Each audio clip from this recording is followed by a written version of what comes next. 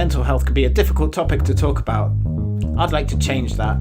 I'm Marcus Pibworth, and welcome to the Ministry of Change podcast. Hello, and welcome to the Ministry of Change podcast. 2019, first episode of 2019. How exciting is that? It's already been a year of the Ministry of Change podcast. I can't believe it. 2018 just flew by, but I spoke to so many amazing people, met up with so many amazing people, drank cups of tea with so many amazing people, and just, I feel really inspired by that, thinking back over the year.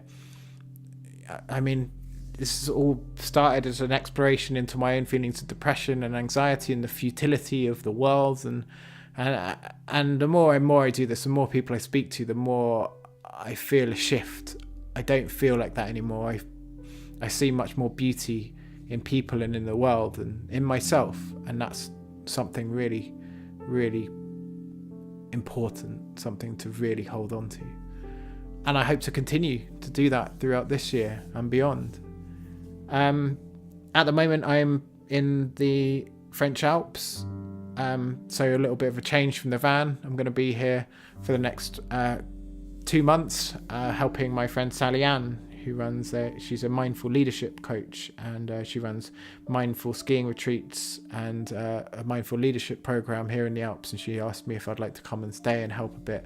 So that's what I'm doing, and then I've got lots of space to work on Ministry of Change as well. So yeah, I'm really excited about this, and I'm excited about the people I'm going to meet out here, and hopefully I'll record some nice conversations there.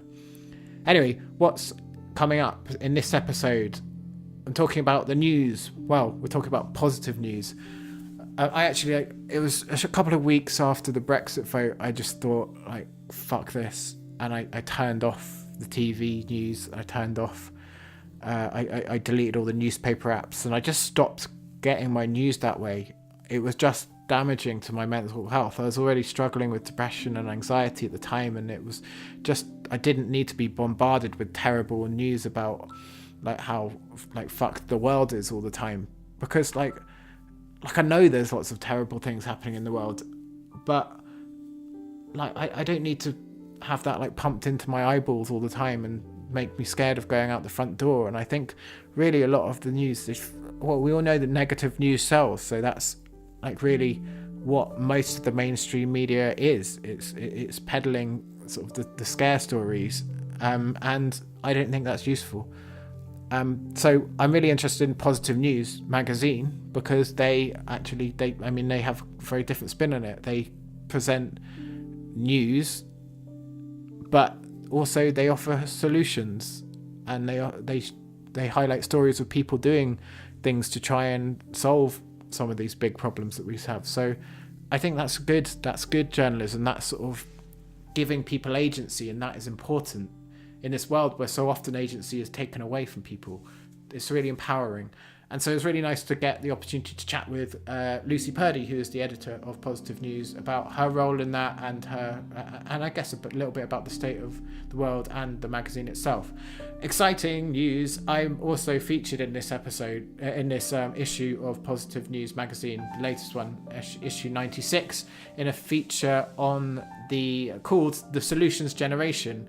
And so it's focusing on people that are sort of going out there and looking for solutions, and it's trying to sort of be go against that sort of thing that people like Piers Morgan are pushing about the snowflake generation, and how they're sort of inverted commas, the millennial generation, how we are hopeless and we're lazy and we're jobless and we don't have anything to contribute, and actually showing no, that is not true. We're living in just a very different world where people are having to do things differently. So in this article, there's loads of other really amazing young people doing such fabulous things, and so I felt really humbled to be placed alongside them in this article. And anyway, I'm excited about it, and do go out and buy the latest issue. But while I was there doing my interview with them, I took out my recorder and did an interview with Lucy as well, and it's really nice. It's quite short, but really nice chat. So I'll go into that in a minute. Just before I start, just please do rate and review the podcast if you like it. That helps me a lot. And then I have my Patreon page, which I use to try and fund this project. And so anything that you can offer on there goes a long way to helping me create these spaces to talk about mental health. So I'll put a link down below. I try and upload extra content and stuff like that, and it really, really does help. But if you're not in a situation where you can offer any financial support, then that's totally fine. Just listen. That's what I want you to do. I want you to hear these stories of these amazing people. Do share these things if you like them as well. But anyway, without further ado, here is the conversation between me and Lucy. So my name's Lucy Purdy, and I'm the editor of Positive News magazine. Yeah, so I've been involved to some degree for about 5 years. I first got involved when I was a freelance journalist, and then kind of gradually went from writing to doing a bit of subbing and editing, and then became editor about 2 years ago now, I think. So yeah, I previously worked in like local newspapers. That was my first job up in Warwickshire, then in North London. And then I just kind of went freelance and started following my nose a bit in terms of what I wanted to write about, which was issues to do with the environment and about food growing often, gardening, things like that, as well as kind of more newsy stuff. And yeah, kind of just found this publication one day called Positive News and thought, that sounds pretty good. So yeah, so I've been involved for a while. So what is it you like about Positive News? So as a journalist at that time, it was quite a novel thing, because I had quite a traditional kind of news training, which is, you know, I think I was really trained to do things like hold power to account, to ask people difficult questions, for interviews to be quite adversarial, that kind of thing. So coming across Positive News and realising that it was at that time a newspaper, but realising that it wasn't kind of fluffy, feel-good content, but it was actually, you know, proper journalism, but just with a focus on solutions. It just felt really kind of new and interesting and exciting. That's something I really wanted to be part of. Cool. So we talked about this just briefly before we started, but like something that I found when I was sort of exploring my own sort of relationship with depression and stuff like that, I sort of saw. It was around the time of Brexit, which is complicated for many people. Yeah. And I just felt, watching the news and reading in the media, it just seemed to be this sort of constant cycle of how terrible the world is. People being stabbed, people embezzling stuff, wars happening, conflict, and I just didn't really feel that it was beneficial to my sort of to fostering good mental health in myself. So I just switched off and stopped, and I wonder, like, sort of what relationship do you see maybe for yourself with things like the traditional media, but also where Positive News fits in with that? Yeah, it's really interesting that you say that, because a lot of people come to us after doing the same thing, after basically saying they've switched off from mainstream news, whether that's buying a newspaper, listening to the radio, watching the 10 o'clock news, that kind of thing. But yet they have this sense that they still want to be informed about what's going on in the world. So we they come to us with that mindset of wanting to know what's going on, but with maybe being left with a sense of what they might be able to do about it, or what is being done about it, or potential solutions. As well, much of the press, mainstream press, focuses on what's going wrong. We try and focus on what's going right, but not in a really simplistic way. We say we focus on progress, possibility, and solutions. I think there is a really human need in us to know what's going on, and I think negative news sells really easily because of this inbuilt desire to, be aware of danger, be aware of things that we need to know about to survive in the world, essentially. So negative headlines really do grab attention. But with positive news, we try and come at it from the understanding that inspiring awe also does the same thing. And there's studies that point to that it can be, as powerful, but it's just not done so much. Basically, it's kind of an untapped field, but it's growing, and it's often referred to as constructive journalism within the industry. So, it's the kind of journalism that we try and do. It's not, like I said, it's not superficial, we hope. It's kind of using the traditional kind of techniques of journalism, so interviewing, fact-checking, research, all those kinds of things, and doing it in a hopefully a rigorous and quality way, but applying those techniques to drawing out, like I said, what's being done. So yeah. And do you think it's having a positive effect on society? Have you seen in the last 5 years since you've been involved in this changes within society? It's hard to say on that kind of scale, but anecdotally from readers, we know that it has a big impact on people's lives. They say that they want, like I said, they want to be kept informed, but in a way that doesn't leave them feeling completely disempowered and hopeless and like the world's just going downhill and there's very little that people can do about it. So we try and draw out examples of compassion, kindness, of people working together in inspiring ways, of solutions. We don't try and present things as like this is the solution on a particular topic, but it's just a way of showcasing people that are trying, basically. And yeah, I think that's really important, because I think that's it's part of what humanity does. Yes, things go wrong. There's war, there's famine, there's corruption, there's all sorts of terrible experiences, difficult things that people go through. But I think there is another side of the coin, which is that people sometimes are capable of amazing things as well, and of working together, often in really difficult circumstances, and of coming up with solutions to really, really difficult problems. So we just feel like it's not a true reflection of humanity if we only focus on the negative side, and that we need to show that other side too. And yeah, in answer to your question, I think even in the time that I've been involved with positive news, it's an approach that's really kind of gaining traction within the industry. So now some of the quite major news organisations like The Guardian, for example, The Huffington Post and the BBC are experimenting with this kind of journalism. So whereas before it was often that, and finally, bit on the bulletins, so it was maybe a bit of a superficial story about a cat being rescued or something, I think it's been now taken much more seriously and more resources being committed to it. I think that's still a long way to go before we do achieve much more of a balance, but I think it's been taken seriously, and I hope we had a small part to play in that. I think we did. So do you think it's still a lot of that is, how do I word it?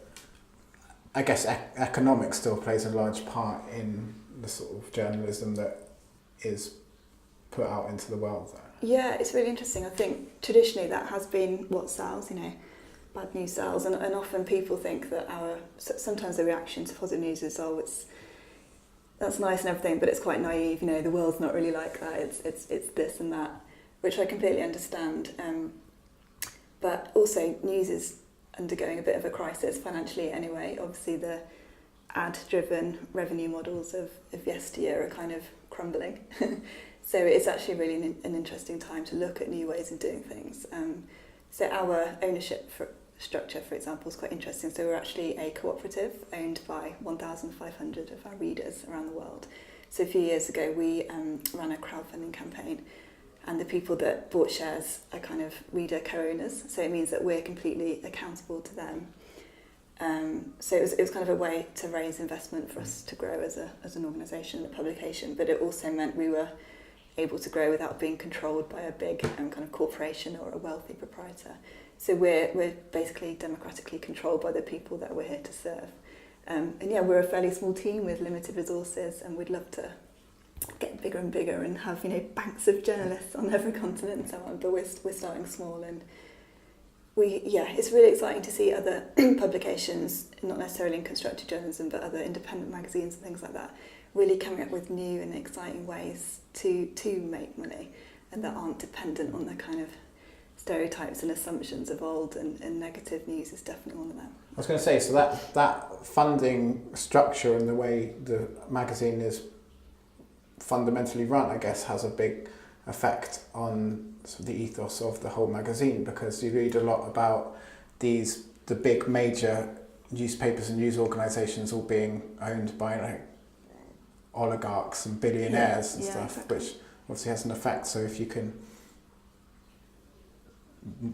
democratize it more, then Yeah. I guess it really sort of enables you to make real changes and not be controlled by Yeah. sort of market forces so much. Yeah, That's exactly. interesting. Yeah, I mean, and it's going well for us. Our reader numbers are growing. So we like I mentioned, we were in newsprint before, but we converted to magazine format about 2 years ago. And it's a much more kind of high quality magazine. We try and make the design, keep that to a really high standard, and hopefully have it as something that's, yes, it's a news and current affairs publication, but something that's also beautiful. We think the news can be beautiful as well. And our circulation is now around 13,000 in total. We've got about 5,000 subscribers, which is an improvement even on last year. And we're now stocked in kind of WH Smith stores around the country. And I've seen them. I see it more and more in just places that, to get sort of, I guess these would usually have been in more like specialist magazine shops and stuff before. I mean, I know in Brighton there's this really nice magazine shop which sells Magazine Brighton. And it sells really beautiful magazines. I go in there a lot, and because I don't usually expect to find those sort of magazines on the shelves of WH Smith, but I saw it in the train station yesterday, Positive News and WH Smith, and I thought it's really I think that to me did indicate some sort of change. And I think it's really interesting what you said about people saying it's all very well and good having positive news, but like the world's not really like that. But then you also said that it's not sort of fluffy feel-good stories. It is about solutions, and I think that's the difference, because actually the content in positive news, it's not all really positive stuff. It's telling you about sort of wars and famines and poverty, and I mean all of the positive news stories essentially are based in something which could easily be spun into a sort of, this is the problems and we're all doomed, but it's not. It's actually, I think it creates agency for people to be like, yes, these things are happening, but what use is just sitting complaining and sharing it when you could get out and realise that you're part of society, you are society, you are the world, you can change it. Well, that's the thing, it's for us, it's like you say, what's the use, and what's the use for us in ignoring any of the major things going on, because that means we're irrelevant. But like I say, we're now in WH Smith and things like that, and a big part of our aim is to become more mainstream. But I think to be relevant, we need to cover things that people are really grappling with and that society is really grappling with. So to give you a few examples, in our last issue we covered the topic of porn, which we feel like is a really big and growing kind of topic that is kind of slightly under the surface, not really spoken about maybe that much, maybe even less so than mental health, I don't know, but that it's the sheer kind of numbers involved and the sheer availability of this content on the web. We were like, right, we think that's a topic, but instead of just saying so many teens are watching porn at whatever age, or it's having this impact on relationships, whatever, we wanted to, so we did cover that, but we also looked at what's being done about it. So I interviewed, for example, a married couple who, it turned out the guy had a problem with porn, and it kind of came out of the blue for them, so we talked to them about how they cope with that basically, and then interviewed some of the organisations that are now setting up to help people grapple with what's, I think experts disagree, but whether or not it's an addiction, but it's certainly got these kind of addictive elements, and it's a new and kind of growing topic, but we felt that was relevant. Likewise, I've interviewed former far-right nationalists who have previously, committed acts of real violence and racial, motivated violence, but I spoke to them about leaving those movements, and they're known as formers, this network of formers that exist around the world, and they're basically trying to help people who are in similar situations leave those movements as they have. So we felt like that was a really ugly topic, really, in lots of ways, but one that if you can show what certain people are capable of, and that they've really rethought their choices and their paths and shown themselves capable of making such inspiring changes, that's really worthy of reporting on. Yeah, I think so. So do you think, have you heard stories of of people getting in contact with you to say things that they've directly been inspired to do because of the journalism that you focus on? Yeah, we have. We've had some really good ones. I've got to try and think of one now.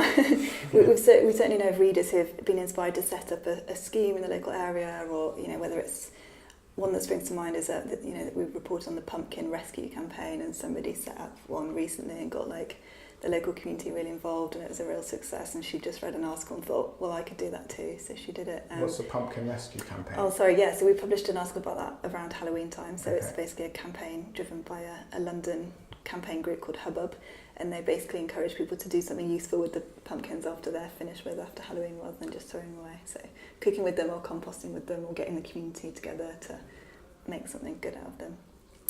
But yeah, in a much more general sense, we get people get in touch to say that the magazine's just slightly altered their sense of what's possible, and it might be a small thing, but I think it can have a big impact on the way you see the world. I know as a journalist and positive news editor, looking for, and obviously not everything has a bright side, not everything has a flip side, and we don't want to kind of find the positive side of topics that there just isn't one.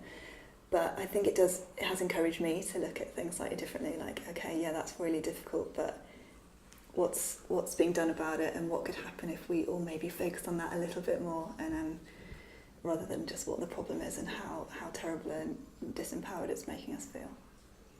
What's your view on making small changes? Do you think they're important?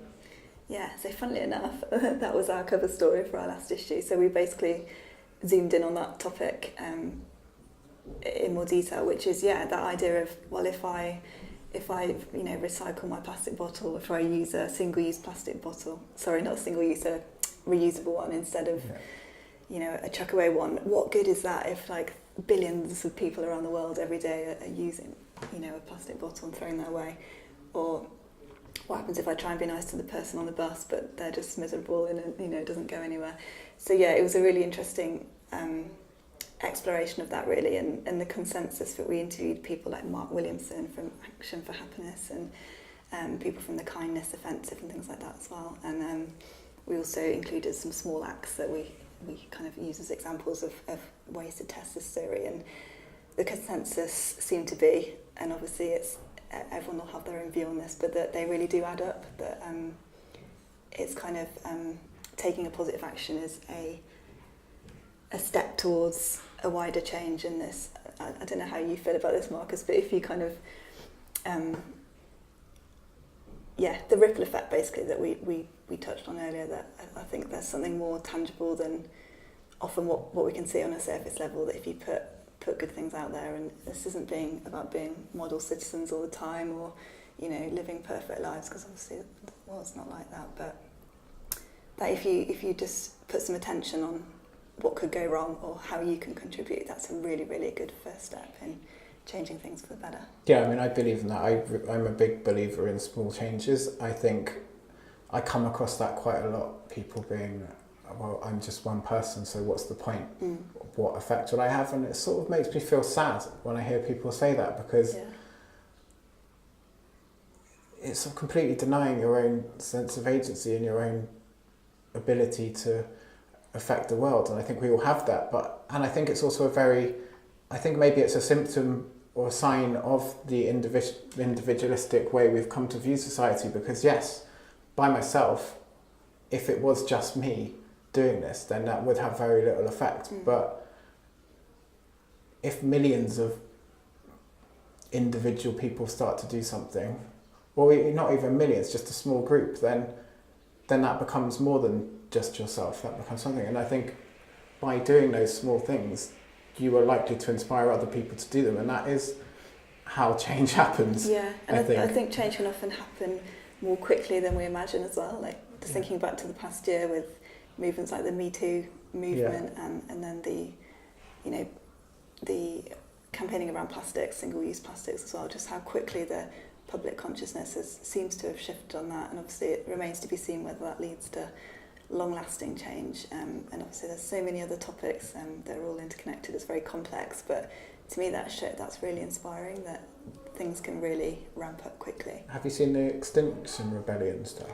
Yeah. Because that seems to have just exploded suddenly, and I would like to sort of follow it a bit more, I haven't really been around in London at all, so yeah, no, it's been quite visible, and I think they've done a great job at like literally just having that idea that they wanted to do something, and they felt the real urgency, and this is how they wanted to tackle it, and they just got on and done it really, and it's been very visible and very kind of tangible campaign, and I think that's just so inspiring. Same with what you're doing around Ministry of Change, that you found yourself in this position, you kind of followed your heart, one thing led to another, the project's now gathering pace, and that's just one person, but it's really inspiring to, I think, kind of step into that, like, okay, this feels good, I want to go with this, where's it going to lead to, not sure, but let's go for it.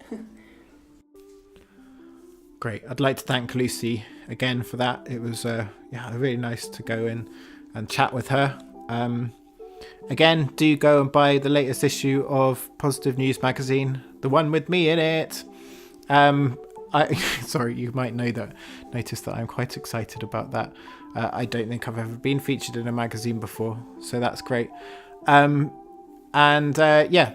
once again, thank you. I really like Positive News. I think they're doing amazing things. I think everything about them is good. So yeah, if you haven't heard of them before, go and look at them. Go check out all the other people in that Solutions Generation article as well. They're doing really cool stuff. And so thank you for listening. Please do rate and review, as I said at the beginning, if you can. That really, really helps me to spread these stories further. And then, as I mentioned, I do have my Patreon. I don't earn a salary to do this.